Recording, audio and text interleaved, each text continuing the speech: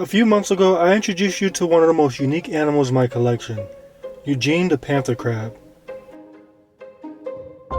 I keep a lot of interesting creatures in my aquariums, but not many can compare to the character of Eugene.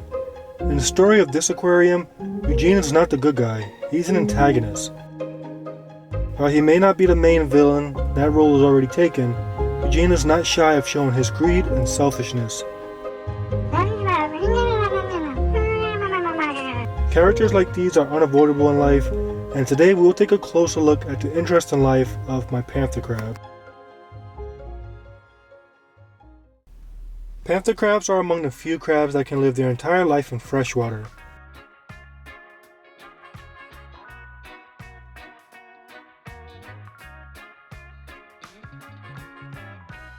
They spend most of their lives underwater, so they don't need a dedicated land section like other crabs, making them more suitable for aquariums.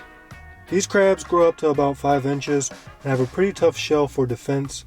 I've been keeping Eugene with semi-aggressive to aggressive fish, and it would be an understatement to say that he's held his own. Eugene doesn't participate in the fish hierarchy, however, he has established with everyone that he likes his space and he doesn't like to be challenged for food. The fish don't fear him, but they certainly know not to trust him. On an average day, Eugene lurks in the shadows of the caves. It's important to include caves and other structures for a panther crab to feel comfortable. This is especially important when a crab is molting. Eugene has molted about 6 times in the last 8 months. During this time, the crab burrows as deep as it can under a rock and sheds its exoskeleton, leaving itself defenseless for 2 to 3 weeks until a fresh shell is grown. Eugene stays hidden while he's molting, and I'm sure if he didn't have his caves to hide in, the fish in the tank may harm him. When creating caves for a panther crab, it doesn't require much, just 1 or 2 inches of substrate for the crab to burrow in, with larger rocks that can create tight crevices that the fish can't penetrate. If a panther crab doesn't feel safe in its aquarium, it may escape in search of a more suitable home. Occasionally, Eugene will take a scavenging walk around the tank.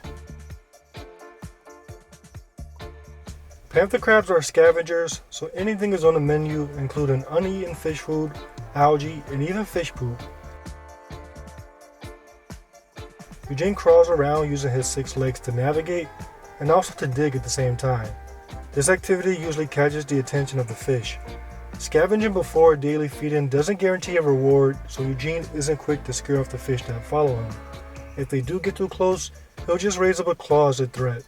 As I mentioned, I've had no problems with this group of fish with my panther crab. I think a rule of thumb for tank mates for a panther crab is fast fish that can avoid being caught by the crab, because being a scavenger, he will eat any fish he could catch. So that means fish like betta, goldfish, loaches, and most catfish are not great options. I'm keeping in mind with cichlids that are herbivores and omnivores. Some predator cichlids are equipped with strong jaws and teeth that can easily crack Eugene's shell, so I would avoid any larger predatory cichlids. Eugene is the most active during feeding time. This is also when he is the most aggressive. Eugene knows it's time to eat based on the exploded energy level of the fish.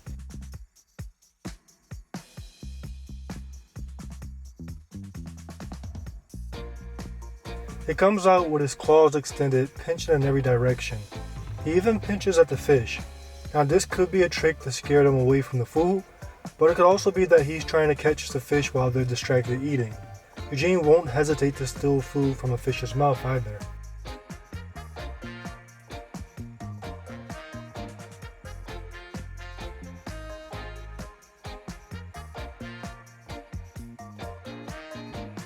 He will stuff his mouth and try to get 2 claws full before returning to his caves.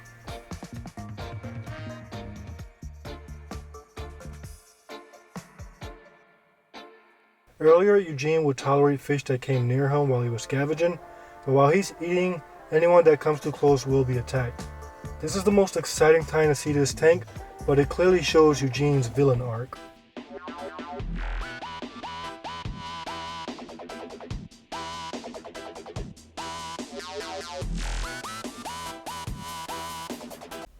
The crab will spend about 30 minutes eating his booty before returning to the open waters to scavenge.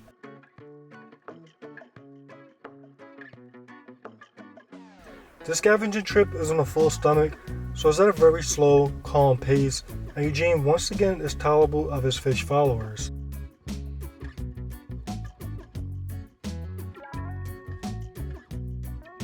I'm keeping Eugene in a 125-gallon aquarium, and that's 72 inches long by 18 inches wide. While Eugene does explore the entirety of the tank, he primarily lives on the far right side, about 1/4 of the full length of the tank. I think a good minimum tank size for these crabs is 30 gallons per crab. Now of course they won't mind a bigger tank, but the most important thing that they look for in a habitat is a secure home in the form of a cave or driftwood or even a castle, something that they could have privacy in. That and a steady meal, and you will surely have a content crab. I'm still unsure how Eugene would act if I added another panther crab to the tank.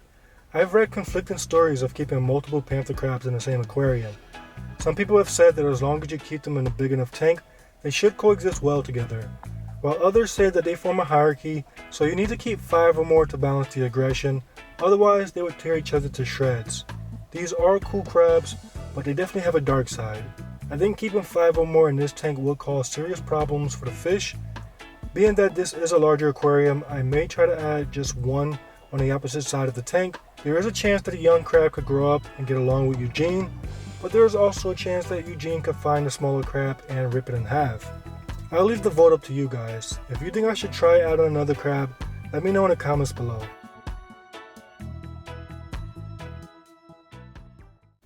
Now panther crabs are said to grow up to 5 inches, and Eugene is currently 5 inches, and we're talking about his front facing length from leg to leg. When I bought him he was only 1 inch, and I've had him for 9 months, so that means he grew 4 inches in 9 months, which is pretty impressive. So either he's fully grown, or Eugene will break some size records pretty soon. These crabs are fairly new to the hobby, so obtaining solid information about these creatures isn't as easy as compared to other animals. The purpose of this video is to share my experience with the panther crab so that you can build an expectation for these creatures. I'm not conducting scientific studies or groundbreaking research. I'm simply providing the habitat and food for my crab and just observing what happens next. If you're watching this video, you're most likely interested in keeping a panther crab. Hopefully this video gives you the basic ideas of what to expect from these critters and how to sustain them in a glass box. Of course, if you have any questions, feel free to leave them in the comment section below. I look forward to seeing more people keep these crabs so that we can have more experiences and lessons being brought to the community. I hope you enjoyed this video, and I'll catch you on the next one.